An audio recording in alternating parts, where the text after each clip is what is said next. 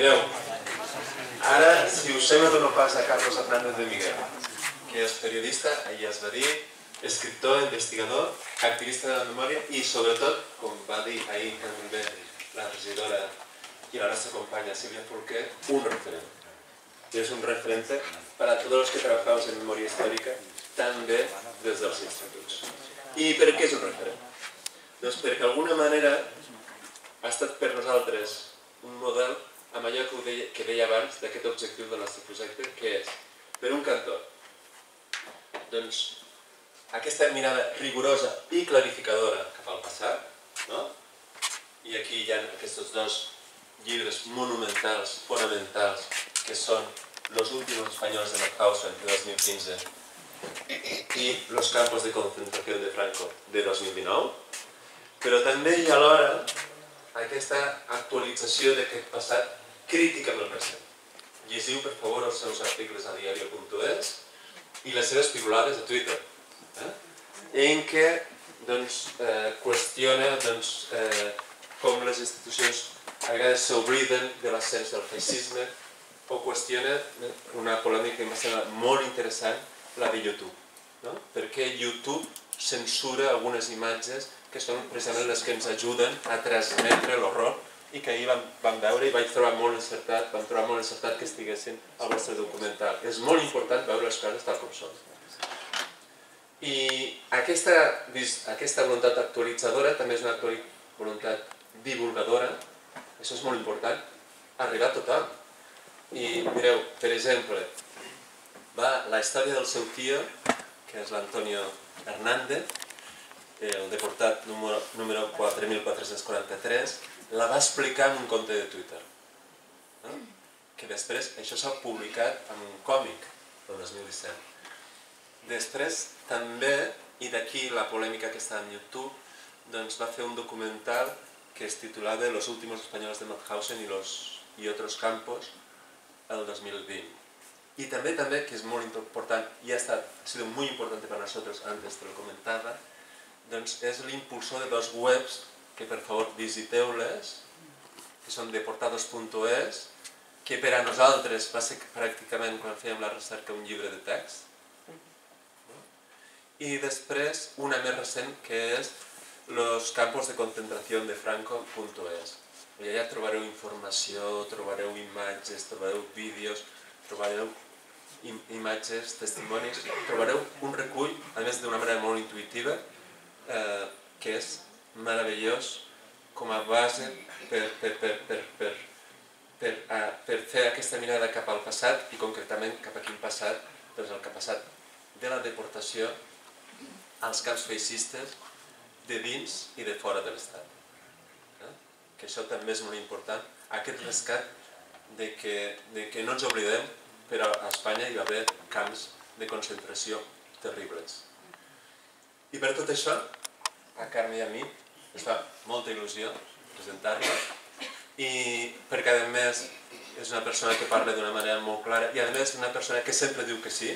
El 2019 va venir al nostre institut i va ser fabulós el seu mestratge amb els alumnes, haguéssiu hagut de veure els alumnes i les alumnes com les contaven i perquè tenim moltes ganes d'escoltar què ens diu sobre la coparticipació necessària del franquisme a la deportació republicana. Gràcies.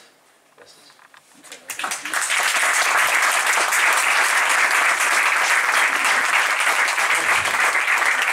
Pues nada, me he quedado sin palabras otra vez, porque precisamente no hay mayor halago que el que viene, por supuesto, de cualquier persona, ¿no? Pero sobre todo de profesores.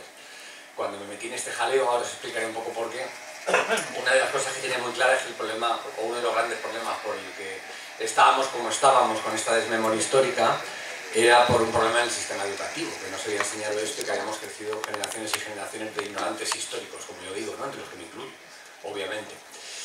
De tal manera que sean profesores los que vean que la investigación que hice sirve y encima que algunas de las herramientas que creé, como las páginas web, les sirven para enseñárselo a sus alumnos, pues es impresionante.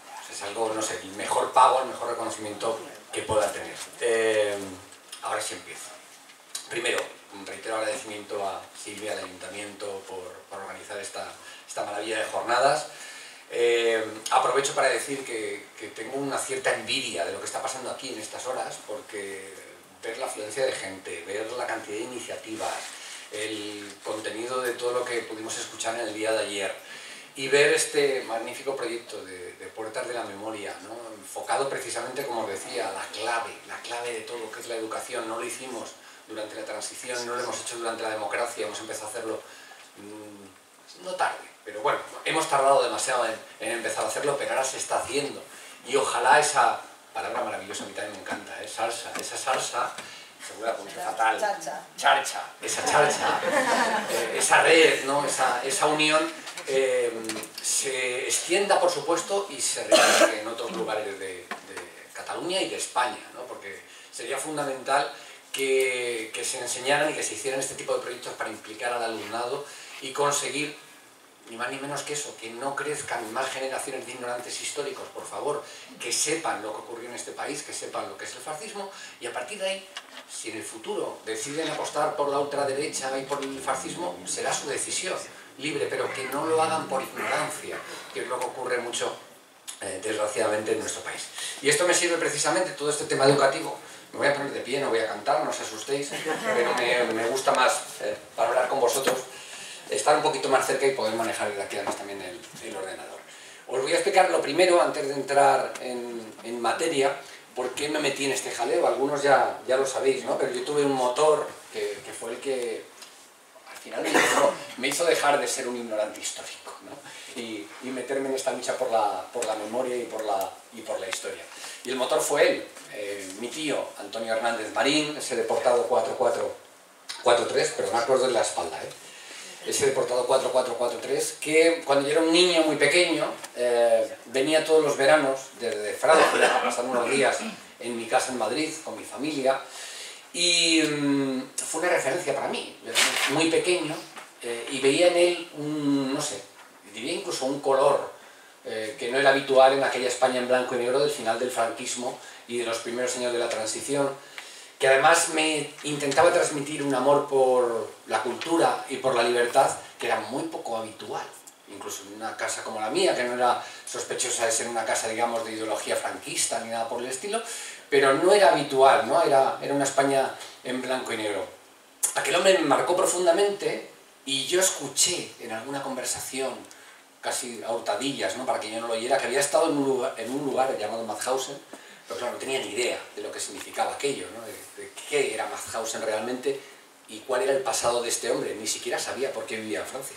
Era mi tío de Francia, pero no tenía ni idea de por qué vivía en Francia, ¿no? Total, que fue cuando ya pasaron los años, incluso cuando él ya había muerto, cuando empecé a atar cabos. No era demasiado complicado, ¿no? Y descubrí, obviamente, lo que era Mauthausen y deduje por qué estaban en Francia, ¿no? Porque había vivido allí y se había quedado allí hasta su muerte. Y entonces es cuando decidí que en algún momento tenía que investigar su historia, ¿no? Tenía que conocer realmente cuál era la historia de mi tío de Francia que se me había ocultado. Eso llegó a partir de 2011, llevaba yo más de 20 años ya de periodista, y me puse a hacer esa investigación en un parón profesional pensando en mí, en mi familia exclusivamente, no una investigación profunda, sino una investigación para saber qué había sido de este hombre, ¿no? Y ahí empezó todo y os digo por qué, porque me cabreé muchísimo según fui descubriendo la historia de mi tío y por extensión la historia de esos más de 9.000 españoles y españolas que pasaron como vuestros 4 vecinos de Benifallet y el resto de vecinos de aquí de Tierra del Ebro por los campos de concentración nazis. Fui descubriendo que habían sufrido exactamente lo mismo que los judíos o que los gitanos. De los judíos me habían hablado en el colegio, de los judíos había visto películas y nadie me había contado nada de esto. De tal manera que según fui investigando y fui descubriendo, ese sentimiento de cabreo se fue creciendo, porque me sentí estafado, me sentí engañado, sentí que me habían robado el derecho a conocer la historia de mi país, de mi ciudad y de mi familia. Me habían robado el derecho a darle un abrazo a este hombre, a haberle preguntado, a haberme interesado por su historia, incluso haberle dado las gracias, porque si acabó en Mauthausen fue luchar precisamente por luchar por mi libertad y por la libertad de todas las generaciones de españoles. De tal manera que ese sentimiento de que según iba descubriendo las cosas que habían ocurrido, a la vez descubría todas esas cosas que me habían ocultado, es lo que me llevó a dejar esa investigación, bueno, digamos que superficial, personal, y meterme en una investigación a fondo para intentar sobre todo dar a conocer esa historia y evitar que a otra gente le pasara como me había pasado a mí, ¿no? O que por lo menos lo descubriera lo que realmente había sido la historia de estos hombres y mujeres. De ahí precisamente que desde el principio pensé que no podía quedarse la investigación en un libro, porque al final todos sabemos que los libros hoy, salvo que escribas la biografía de Belén Esteban o un libro de autoayuda, pues se vende lo que se vende. Venden 20.000, 25.000, si tienes mucha suerte, como ha sido mi caso, dices, bueno, no está mal en cifras de venta editorial, pero si lo que realmente queremos llegar es llegar a la gente, 20, 25.000 es una cifra ridícula, con lo cual yo tenía muy claro desde el principio que tenía que hacer página web, acciones en redes sociales muy enfocadas precisamente a los jóvenes, en Twitter, en Facebook, en Instagram, para intentar difundir. Yo lo llamo la gota malaya, es decir, repetirlo una y otra vez, contarlo una y otra vez, y utilizar de alguna manera el libro y la investigación como excusa también para que me entrevistaran, como así ocurrió en numerosos medios de comunicación, y ahí sí consigues llegar a miles y miles de personas que te escuchan y que aunque no se queden con el conjunto, ya les suena el tema de hubo españoles en los campos nazis, 5.500 y encima encerrados allí por decisión, como veremos después, de Francisco Franco. Con lo cual ese fue el motor y el inicio de todo. Y la conclusión, no me voy a centrar mucho en lo que es la historia de Mauthausen, porque, en fin, la conocéis y no es el objetivo de esta charla, ¿no? Pero sí quiero hacer un repaso muy rápido para recordar quiénes eran estos hombres y por qué acabaron en Mauthausen, ¿no? Que a veces se nos olvida un poco recordar. Lo primero, ¿quiénes eran? Todos obviamente tienen algo en común, tanto hombres como mujeres que acaban en los campos nazis. Hay algunas excepciones, pero el 99,9% eran exiliados que habían huido de España tras el triunfo de Franco después del golpe de Estado y de la guerra, ¿no? Con lo cual eso les une a todos. Y a partir de ahí hay tres caminos que les conducen a los campos de concentración nazis.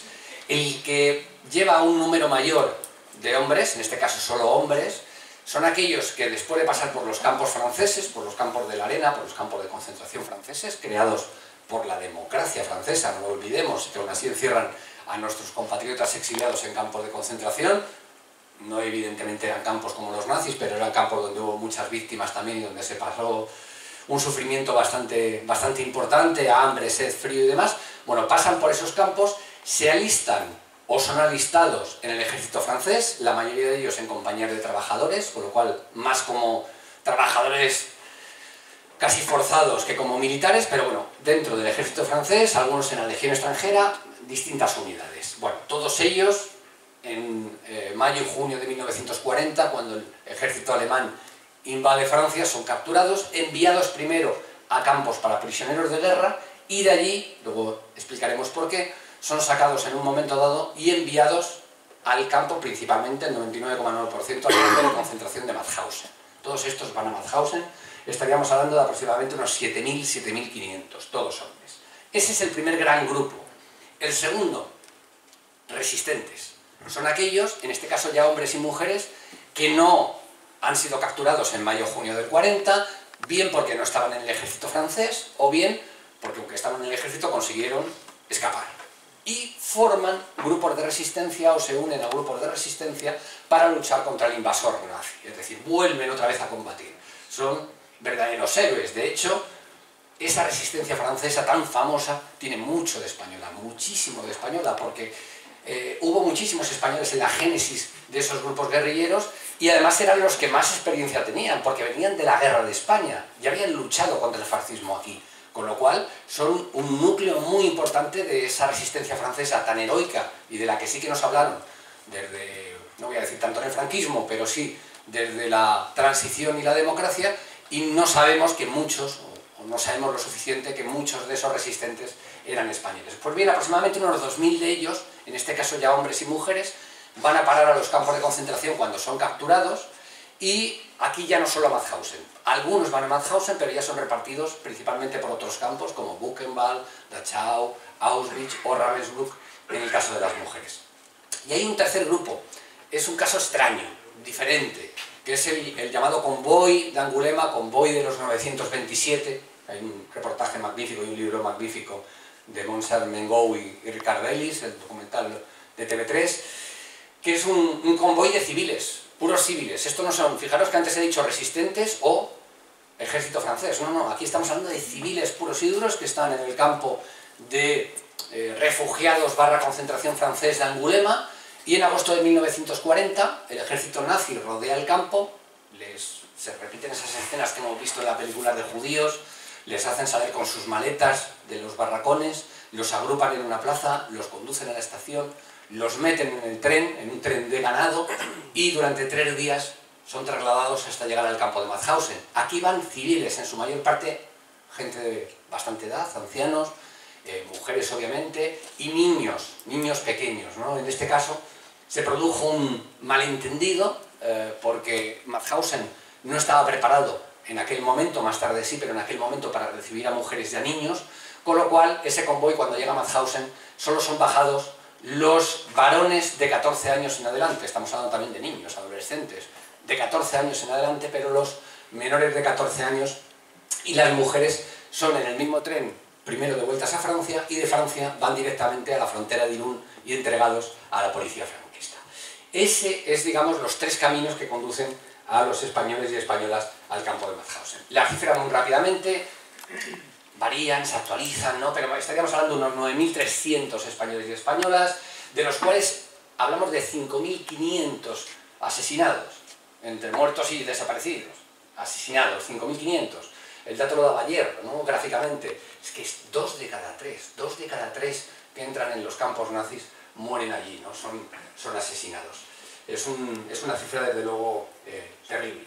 En cuanto a la cifra de Cataluña, insisto, tomároslo aproximadamente, porque además luego se actualizan, se descubre que uno de Tarragona realmente había nacido en Barcelona, que uno que le dábamos de Murcia realmente era originario de Lleida, pero bueno, más o menos las cifras serían esos, algo más de 1000 de Barcelona, 397, 400 de Tarragona, unos 300 de Lleida y 257 de Girona.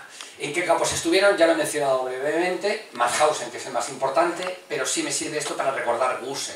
Gusen, ese subcampo que administrativamente dependía de Mauthausen, del que muchas veces nos olvidamos, no hablamos tanto, ahora últimamente yo creo que estamos consiguiendo que se hable mucho más, porque fue el campo en el que más murieron los españoles. Es verdad que dependía administrativa de Mauthausen, con lo cual, cuando hablamos de Mauthausen, englobamos a Gusen. Pero la historia de la deportación española, la historia de España, tiene que resaltar la importancia de Gusen porque fue en ese subcampo donde murió la inmensa mayoría de los españoles. Fijaros que fueron 3.959 los asesinados solo en ese campo del conjunto de los 5.500 que hemos hablado. Y 300 mujeres, que siempre tenemos que recordarlas, que estuvieron básicamente en el campo de Ravensbrück, entre ellas la Neus Català, que hizo ese magnífico libro en el que recopiló testimonios y demás. Y luego en Buchenwald, Dachau, Sachsenhausen, Neuengamme, que luego os hablará Joan Beltrán de ese campo, Auschwitz, prácticamente en todos los campos, la mayoría de los campos nazis, nos encontramos con la presencia de españoles. Por dar 4 fechas, 6 de agosto del 40 es cuando llegan los primeros. El grueso de la historia de la deportación española se acaba, por decirlo de alguna manera, a mediados del 42, es decir, a mediados del 42 ya han llegado prácticamente todos a los campos de concentración nazis, salvo ese grupo de resistentes que llega más tarde, que llega entre el 44, finales del 43 ya empiezan a llegar, pero entre finales del 43 y finales del 44 es cuando llegan los resistentes al resto de campos de concentración. Y un apunte que muchos conocéis, pero que es importante destacar: sus guardianes, a diferencia de los campos de prisioneros de guerra, sabéis que los nazis tenían, bueno, un sistema represivo infinito, ¿no? Había de todo tipo. Había cárceles, había un montón de lugares de detención. Pero en cuanto a campos, había dos tipos o 3 campos de prisioneros de guerra donde más o menos se respetaban las convenciones internacionales, el Convenio de Ginebra. Bueno, pues, si habéis visto La Gran Evasión, por ejemplo, la famosa película americana, eso viene a ser un poco el modelo de campo de prisioneros de guerra, donde, oye, pues los prisioneros no están del todo maltratados, se respetan los convenios internacionales, pueden hacer deporte, en fin, no son campos de exterminio, ¿no? Y ahí los guardianes de esos campos de prisioneros de guerra eran soldados del ejército regular alemán, con lo cual eran, bueno, pues soldados o bien voluntarios o bien profesionales, pero no digamos muy ideologizados, o no tanto como los que guardaban los campos de concentración, que en el caso de los campos de concentración no eran soldados regulares, sino eran miembros de las SS. O sea, precisamente la parte del ejército más nazi, más radical, más dura y más terrible. Por eso también hay una grandísima diferencia, más allá del estatus y de que estaban destinados a distinto tipo de prisioneros y a distinto objetivo, pero el hecho de esos guardianes, esa diferencia entre SS o ejército regular, marcó también mucho la dureza especial de los campos nazis. Y es muy importante destacar, además ahora lo vamos a ver, que lo cuenta alguno de los supervivientes, que aparte de eso, el trabajo sucio a los SS en los campos de concentración se lo hacían también otros prisioneros, los llamados capos o cabos de vara, que eran prisioneros a los que les ponían los SS unos galones, es decir, cogían, les nombraban sus ayudantes y eran los que se encargaban, de hecho, de la disciplina en el interior de los campos, porque los SS no querían mancharse las manos con la sangre y con la podredumbre de esos infrahombres que había dentro del campo de concentración, de tal manera que buscaban a estos capos, a estos prisioneros a los que nombraban ayudantes, que eran los que aplicaban la disciplina, se encargaban de castigar, de perseguir, y de hecho muchos de los asesinatos de prisioneros se debe precisamente a la actitud de esos capos, que en el caso de Mauthausen, por ejemplo, en su mayor parte eran alemanes que habían sido delincuentes comunes, y también bastantes polacos, ¿no? Que con ellos también nuestros españoles tuvieron bastantes problemas. ¿De qué murieron? Siempre tendemos a pensar en pues, la cámara de gas, ¿no? Ahora hablaremos, sí, murieron algunos en la cámara de gas, pero en general los españoles de lo que más murieron fue un cóctel letal, un cóctel de trabajo esclavo al que eran sometidos por parte de los nazis, unido al hambre, la poquísima alimentación que recibían, y a las enfermedades que se veían agravadas por la falta de asistencia sanitaria. Ese cóctel es el que provocó más muertes. O sea, fue un asesinato, digamos, pero un asesinato provocado por ese cóctel. Pero a partir de ahí, todo tipo de violencia. Devorados por los perros, ahorcados, fusilados, torturados. Bueno, todo lo que nos podamos imaginar, aparte de los suicidios de aquellos que no podían más y que decidían lanzarse contra la alambrada electrificada. Pero hablábamos de cámara de gas. Primero, es verdad que no tenemos constancia documental de que murieran españoles en la cámara de gas de Mauthausen. Esa cámara de gas que un vecino vuestro ayudó a construir, ¿no? Que debería estar, Tomás Sabaet, precisamente, en los libros de historia. ¿He dicho bien el nombre? Sí. Sí. Digo, ese se me ha ido. Digo, en los libros de historia, o sea, fijaros, de 4 españoles, uno de este pueblo fue el que ayudó a construir, sin saberlo él, obviamente, lo que estaba construyendo, la cámara de gas del campo de concentración nazi de Mauthausen, ¿no? ¿Qué importancia? Bueno, os decía, no hay constancia de españoles asesinados en esa cámara de gas, es probable que los hubiera, pero no tenemos constancia documental, pero sí tenemos constancia de la muerte de aproximadamente unos 450 en la cámara de gas del castillo de Harheim, que era parte también de Mauthausen, de alguna manera, dependió administrativamente de él en un momento dado. Es un castillo que quienes habéis visitado el campo de Mauthausen también se suele visitar, porque fue uno de los emblemas, no el único ni muchísimo menos, pero uno de los emblemas pues eso, del horror nazi, ¿no? Y del horror fascista. Primero fue un centro de eutanasia, lo llamaban así, se dedicaban en él a exterminar a discapacitados físicos y psíquicos, en su mayor parte alemanes y austriacos. No hay que olvidar que las primeras víctimas de Hitler fueron sus propios compatriotas, después de haber hecho esterilizaciones también, ¿no? Fueron por partes. Primero esterilizamos, luego ya asesinamos, lo llamamos eutanasia, y luego acabó convirtiéndose en un lugar de exterminio de prisioneros de campos de concentración nazis, especialmente, aunque no solo, pero especialmente en Mauthausen. Pues ahí sí que tenemos contabilizados, documentados, 449 españoles que fueron asesinados en la cámara de gas, de este castillo de Harheim. Antes de que os hablen, que voy a hacer os voy a mostrar un pequeño vídeo con testimonios de supervivientes de los campos, no quería acabar con este, por decirlo de alguna manera, mal rollo, ¿no? De, joder, qué horror, qué horror, qué horror, qué horror. Bueno, hubo también, ¿no?, grandeza en los campos de concentración. Estamos hablando de los españoles, con lo cual no vamos a centrar en ellos, como, al igual que ocurre en todas partes, y especialmente en las guerras, se ve lo peor del ser humano, pero también se ve lo mejor del ser humano, ¿no? Bueno, los españoles consiguieron organizarse dentro del propio campo de concentración, en todos en general, pero en Mauthausen particularmente, y lo que empezó siendo, bueno, pues como muy improvisado y muy difícil de realizar al principio del todo porque morían como chinches, porque estaban totalmente desmoralizados y encima sin capacidad, digamos, de reaccionar, y empezó con pequeños actos de solidaridad, de compartir una patata que uno había robado y la compartía en lugar de comérsela él solo. Eso poco a poco se fue convirtiendo en una organización que es verdad que fue facilitada porque ya habían ido muriendo muchísimos españoles y los que sobrevivían lo hacían en su mayor parte porque habían conseguido un trabajo importante para los SS.